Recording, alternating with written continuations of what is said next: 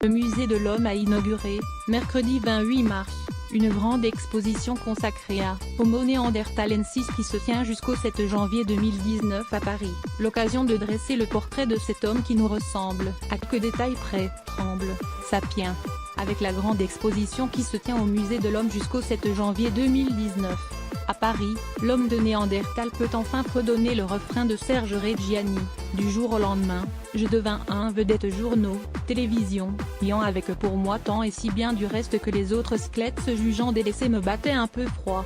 Car l'heure est à la réhabilitation de cet Homo neanderthalensis qui vécut, à la louche, de 350 000 à 35 000 ans avant notre ère, en Europe et dans une partie de l'Asie. Mais à quoi ressemblaient ces cousins qui tirent leur nom de la vallée allemande de Néander, où le premier crâne de l'espèce fut découvert en 1856 ? Que mangeait-il ? Comment se couvrait-il ?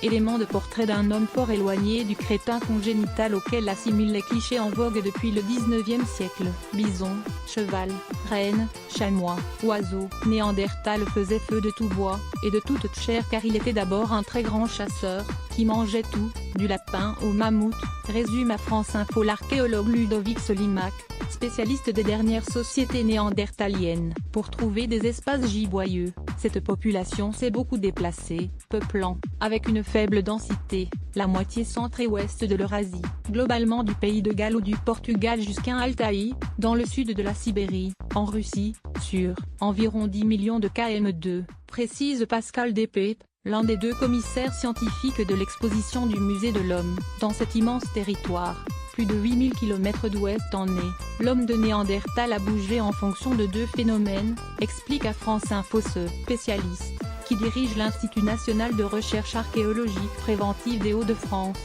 Le premier est géographique. Néandertal s'étend vers l'est, jusqu'aux confins du continent. Il y a 130 000 ans, il atteint la Sibérie, mais s'implante aussi dans le Kurdistan irakien actuel, comme l'attestent les sépultures de Shanidar, ou encore au Proche-Orient. Le second est climatique, il y a 65 000 ans, en période glaciaire, les groupes néandertaliens désertent le nord de la France et la Grande-Bretagne prise sous les glaces, faute de pouvoir se nourrir. Il n'y a pas de végétation, analyse le chercheur, donc il n'y a pas d'animaux. Et s'il n'y a pas d'animaux, il n'y a pas de chasseurs. Or Néandertal était un chasseur.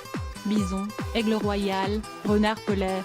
Le musée de l'Homme représente des animaux contemporains de Néandertal.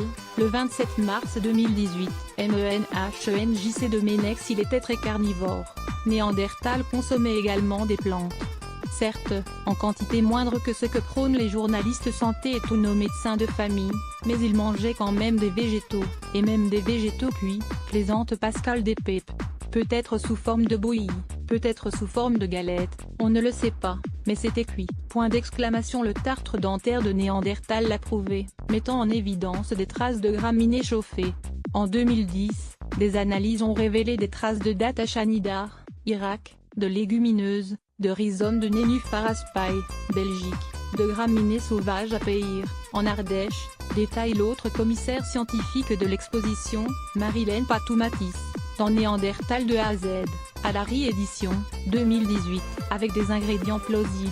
La scientifique a imaginé quelques menus d'époque, dans un roman intitulé Madame de Néandertal, journal intime, ed. 1000, avec Pascal Leroy, 2014. Ces héros se délectent ainsi de moelle crue accompagnée de champignons pour commencer, puis un lièvre rôti à la broche et des galettes de graminées cuites dans la cendre, avant d'arroser le tout d'une boisson à base de genièvre marinée et d'une poignée d'érel. Voilà pour la nourriture la plus avouable, car Néandertal partage avec Sapiens, nous, donc, un péché moins mignon, le cannibalisme. Il pratiquait un cannibalisme qui pouvait être rituel, de type religieux, manger un morceau de son ennemi, ou un cannibalisme alimentaire du type « j'ai un petit creux, je vais manger quelqu'un ». Mais, avant de juger, rappelons que les pratiques de cannibalisme ont persisté à travers les siècles. Le paléolithicien Pascal Despepes apprend info à cette alimentation somme toute équilibrée. Notre homme préhistorique ajoutait des plantes à usage pharmaceutique. Une fois de plus, le tartre dentaire a été bavard.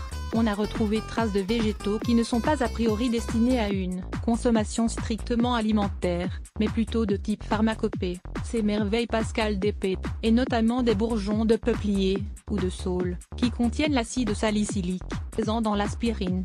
En herboriste averti, Néandertal tentait aussi d'apaiser le mal de dents. On s'est rendu compte que l'un d'eux, qui